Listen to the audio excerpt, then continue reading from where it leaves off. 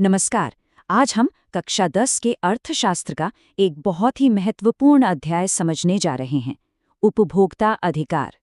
ये एक ऐसा विषय है जो न सिर्फ हमारी परीक्षाओं के लिए बल्कि हमारी रोज की जिंदगी के लिए भी बहुत जरूरी है।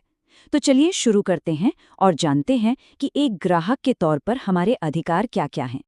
आज की हमारी इस चर्चा को हमने दो मुख्य भागों में बांटा है। पहले भाग में हम कुछ विस्तृत प्रश्नोत्तर देखेंगे, मतलब कुछ जरूरी सवालों और उनके जवाबों को गहराई से समझेंगे। इसके बाद दूसरे भाग में हम परीक्षा के लिए कुछ महत्वपूर्ण तथ्यों का एक त्वरित पुनरीक्षण करेंगे ताकि सब कुछ अच्छे से याद हो जाए। तो चलिए शुरू करते हैं हमारे पहले भाग विस्तृत प्रश्नोत्तर से। इसमें हम उपभोक्ता अधिकारों से जुड़ी समस्याओं और उनके समाधानों पर विस्तार से बात करेंगे। प्रश्न संख्या 1। प्रश्न: बाजार में नियमों तथा विनियमों की आवश्यकता क्यों होती है? उत्तर: बाजार में नियमों तथा विनियमों की आवश्यकता निम्नलिखित कारणों से होती है। उपभोक्ताओं को शोषण से बचाने के लिए, धोखाधड़ी को रोकने के लिए और बाजार में विश्वास बनाने के लिए। सरल व्याख्या देखिए, बाजार में नियम कानून बहुत जरूरी हैं। क्यों? सबसे पहली बात, ये हमें यानी ग्राहकों को शोषण से बचाते हैं। जैसे कोई दुकानदार हमसे किसी चीज के ज्यादा दाम न ले सके या फिर हमें कोई मिलावटी सामान ना बेच दे। दूसरी बात, ये धोखाधड़ी को रोकते हैं, जैसे कोई वजन तोलते समय हेराफेरी न कर सके। और तीसरी और सबसे जरूरी बात, इन नियमों से ही बाजार में एक भरोसा कायम होता है जिससे हम सब बिना डरे खरीदारी कर पाते हैं। पिन प्रश्न संख्या 2। क्यों? प्रश्न: भारत में उपभोक्ता आंदोलन की शुरुआत किन कारणों से हुई, इसके विकास के बारे में पता लगाएं। बुक। उत्तर: भारत में उपभोक्ता आंदोलन की शुरुआत अनैतिक व्यापार प्रथाओं, मिलावट और जमाखोरी के कारण हुई। इसका विकास 1960 के दशक में शुरू हुआ और 1986 में उपभोक्ता संरक्षण अधिनियम कोपरा के लागू होने के साथ मजबूत हुआ। माइम सिंप्लीफाइड व्याख्या: तो भारत में ये जो उपभोक्ता आंदोलन शुरू हुआ, उसके पीछे कुछ ठोस वजहें थीं। बाजार में बहुत ज्यादा गलत काम हो रहे थे, जैसे सामान में मिलावट करना, जानबूझकर चीजों की कमी दिखाकर दाम बढ़ाना, जिसे जमाखोरी कहते हैं। इन्हीं सब परेशानियों की वजह से लोगों ने आवाज उठानी शुरू की। ये आंदोलन धीरे धीरे बढ़ा। इसकी शुरुआत 60 के दशक में हुई थी, लेकिन इसे असली ताकत मिली 1986 में, जब सरकार ने कोपरा नाम का एक मजबूत कानून बनाया। प्रश्न संख्या 3। प्रश्न: 2 उदाहरण देकर उपभोक्ता जागरूकता की जरूरत का वर्णन करें। उत्तर: उपभोक्ता जागरूकता की जरूरत निम्नलिखित 2 उदाहरणों से स्पष्ट होती है। पहला, गुणवत्ता की पहचान के लिए ISI और AG मार्क जैसे चिन्हों की जांच करना।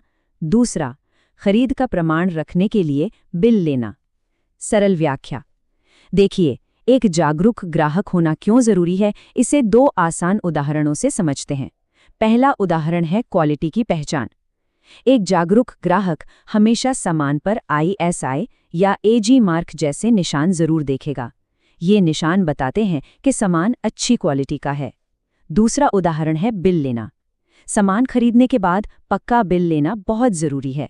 ये बिल एक सबूत की तरह काम करता है। अगर सामान खराब निकलता है तो इसी बिल के आधार पर शिकायत की जा सकती है। प्रश्न संख्या 4। क्या?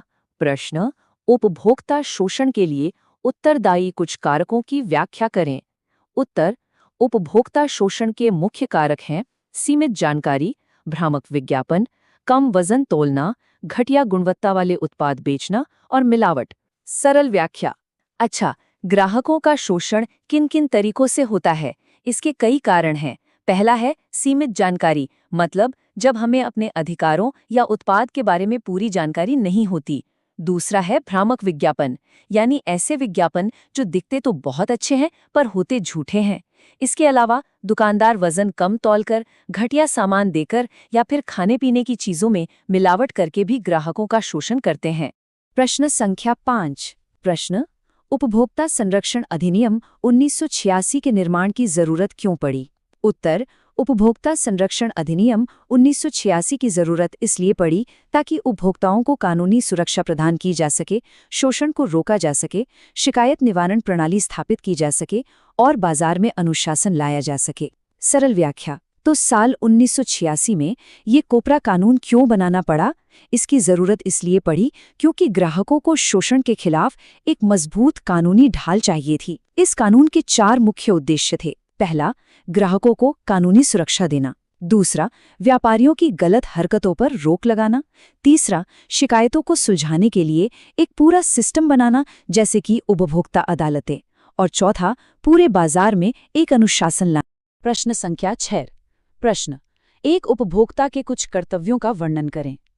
उत्तर, एक जिम्मेदार उपभोक्ता के कर्तव्य हैं बिल लेना, गुणवत्ता चिन्हों की जांच करना, एमआरपी और समाप्ति तिथि की जांच करना, शिकायत दर्ज करना और उत्पाद के बारे में जानकारी प्राप्त करना। सरल व्याख्या, अधिकार तो हैं, पर एक जिम्मेदार ग्राहक होने के नाते हमारे कुछ कर्तव्य भी हैं। जैसे हमेशा सामान का पक्का बिल लेना चाहिए, सामान पर आईएसआई जैसे क्वालिटी के निशान जरूर देखने चाहिए, पैकेट पर लिखी एमआरपी और एक्सपायरी डेट को ध्यान से पढ़ना चाहिए। अगर कोई भी गड़बड़ लगे तो चुप नहीं बैठना चाहिए, बल्कि शिकायत करनी चाहिए। और हाँ, कोई भी चीज खरीदने से पहले उसके बारे में पूरी जानकारी ले लेनी चाहिए। प्रश्न संख्या 7। प्रश्न, शहद खरीदते समय आपको कौन सा लोगो देखना चाहिए और बिस्कुट के पैकेट पर कौन सा? जवाब है, शहद खरीदते समय एजी मार्क लोगो देखना चाहिए और बिस्कुट के पैकेट पर एफएसएसआई लोगो देखना चाहिए। सरल व्याख्या, ये बहुत ही काम का सवाल है। जब हम शहद जैसी कोई खेती से जुड़ी चीज खरीदते हैं तो हमें उस पर एजी मार्क का निशान देखना चाहिए। ये निशान उसकी शुद्धता की गारंटी देता है। और जब हम बिस्कुट जैसा कोई पैकेट वाला खाने का सामान खरीदते हैं तो उस पर एफएसएसआई का लोगो होना चाहिए। ये लोगो बताता है कि ये चीज खाने के लिए सुरक्षित है। प्रश्न संख्या 8। प्रश्न, उपभोक्ताओं को सशक्त बनाने के लिए सरकार द्वारा क्या कदम उठाए जाने चाहिए? Blue book. उत्तर, सरकार को मिलावट और धोखाधड़ी के खिलाफ सख्त कानून बनाने चाहिए, एमआरपी पर नियंत्रण रखना चाहिए, नकली उत्पादों पर कार्रवाई करनी चाहिए, जागरूकता अभियान चलाने चाहिए और आवश्यक उत्पादों पर आईएसआई जैसे मानक चिन्ह अनिवार्य करने चाहिए। सरल व्याख्या, तो सरकार हमें और मजबूत बनाने के लिए क्या क्या कर सकती है?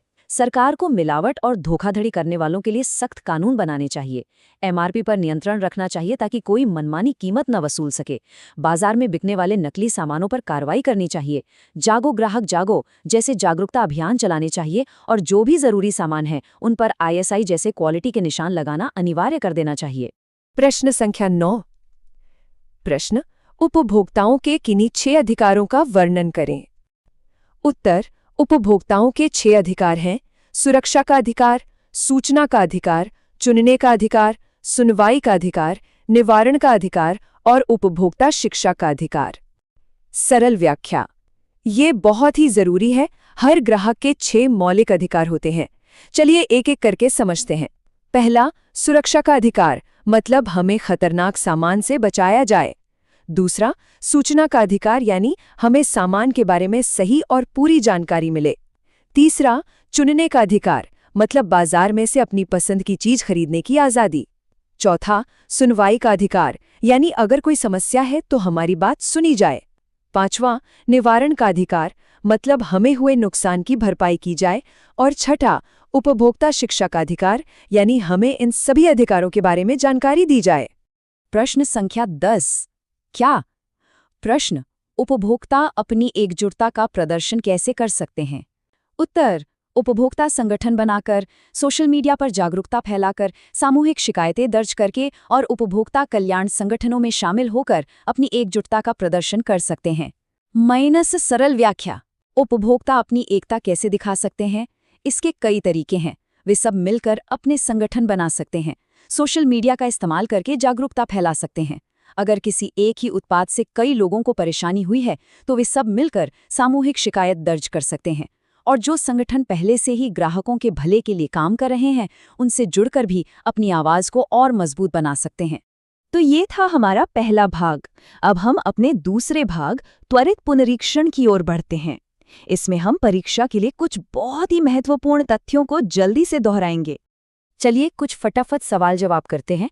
प्रश्न 1, कोपरा कानून कब लागू हुआ? उत्तर है 1986 में। प्रश्न 2, राष्ट्रीय उपभोक्ता दिवस कब मनाया जाता है? यह 24 दिसंबर को मनाया जाता है। प्रश्न 3, आईएसआई मार्क किन उत्पादों पर होता है? यह औद्योगिक उत्पादों पर होता है, जैसे बिजली का सामान। और प्रश्न 4, एजी मार्क का निशान किन उत्पादों पर होता है? यह कृषि उत्पादों पर होता है, जैसे अनाज और मसाले। चलिए आगे बढ़ते हैं। प्रश्न 5, एफएसएसएआई का संबंध किससे है? इसका संबंध खाद्य सुरक्षा से है। प्रश्न 6, हॉलमार्क का निशान किस पर होता है? ये सोने के गहनों की शुद्धता के लिए होता है।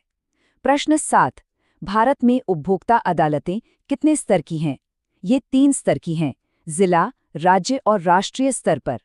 और आखिरी प्रश्न, कॉपरा का पूरा नाम क्या है? इसका पूरा नाम है कंज्यूमर प्रोटेक्शन एक्ट, यानी उपभोक्ता संरक्षण अधिनियम। तो ये थी हमारी आज की चर्चा उपभोक्ता अधिकारों पर। मुकेश कुमार जैन, प्रवक्ता अर्थशास्त्र जी का धन्यवाद। उन्होंने छात्र हित में ये वीडियो बनाने का कार्य किया। उम्मीद है कि ये जानकारी आपके लिए उपयोगी साबित होगी। याद रखिए, जागो ग्राहक जागो। धन्यवाद।